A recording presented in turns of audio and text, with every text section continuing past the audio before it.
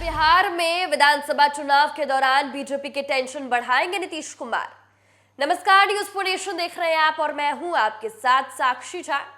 लोकसभा चुनाव जो कि 2024 में यानी कि इसी साल हुआ, इसका रिजल्ट तो सबने देखा। किस तरीके से नीतीश कुमार जिन्होंने पाला बदल कर एनडीए के साथ आ गए, लेकिन बड़े भाई की भूमिका में नीतीश कुमार की पार्टी ही नजर आई, क्योंकि केंद्र में भी सरकार बनी तो वो नीतीश कुमार की वैसाखियों के सहारे ही बनी।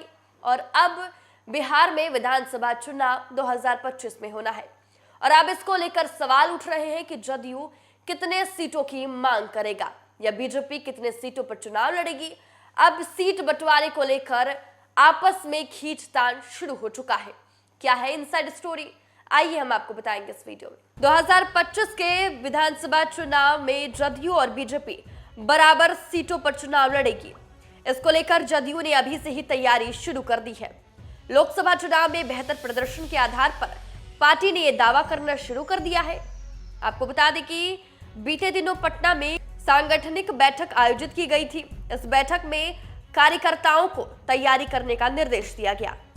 वहीं जब जदयू के प्रदेश अध्यक्ष उमेश कुशवाहा से सवाल किया गया कि क्या विधानसभा चुनाव में जदयू गठबंधन में कम सीटें स्वीकार करेगी, इस सवाल पर उमेश कुशवाहा ने कहा कि जदयू कभी भी गठबंधन में छोटा भाई नहीं रहा है।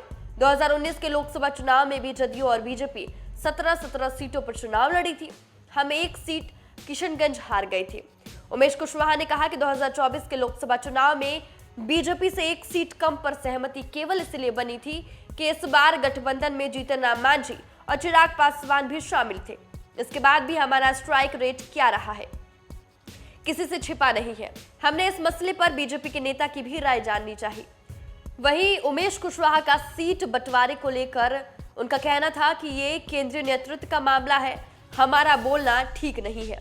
हालांकि सीट शेयरिंग का फॉर्मूला क्या होगा, गठबंधन में कौन सी पार्टी कितने सीटों पर चुनाव लड़ेगी, इस पर निर्णय होना भी बाकी है। लेकिन जदयू के नेता अब खुलकर इस मामले पर बोलने लगे हैं। वहीं उमेश कुशवाहा ने कहा कि हमारा लक्ष्य 2025 में एनडीए को 225 सीट पर जीत दिलाना है। चिराग पासवान की पार्टी की तरफ से 50 सीटें मांगने के दावे पर उन्होंने कहा कि एनडीए में इन सब बातों के लिए एक प्लेटफॉर्म है। फिलहाल उनके पास इस तरह की कोई जानकारी नहीं है। उन्होंने कहा कि हम लोग आपस में बैठकर इन सारे मामलों को आसानी से सुलझा लेंगे।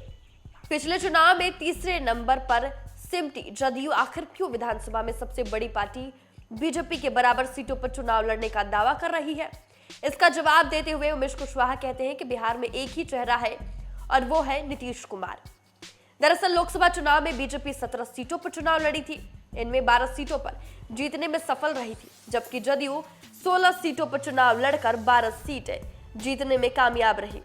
इसमें जदयू को 4 और बीजेपी को 5 सीटों का नुकसान हुआ था। वहीं एलजेपीआर 5 सीटों पर चुनाव लड़कर 5 सीटें जीतने में कामयाब रही थी। लेकिन जदयू लोकसभा से ज्यादा इस जीत को विधानसभा से जोड़कर देख रही है। लोकसभा चुनाव के दौरान विधानसभा के जो आंकड़े सामने आए, उसके अनुसार जदयू बिहार की सबसे बड़ी पार्टी बन रही है। 243 विधानसभा सीटों में जदयू ने 74, भाजपा ने 68, एलजेपीआर ने 29 और हमने 6 सीटों पर बढ़त हासिल की। इस हिसाब से एनडीए 177 सीटों पर लीड कर रही है। अब जदयू की ओर से इसी आधार पर विधानसभा में हिस्सेदारी मांगी जा रही है।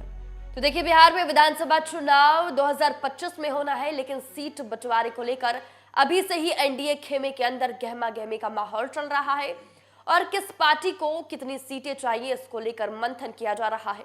और इसी बीच जदयू का बड़ा बयान सामने आता है।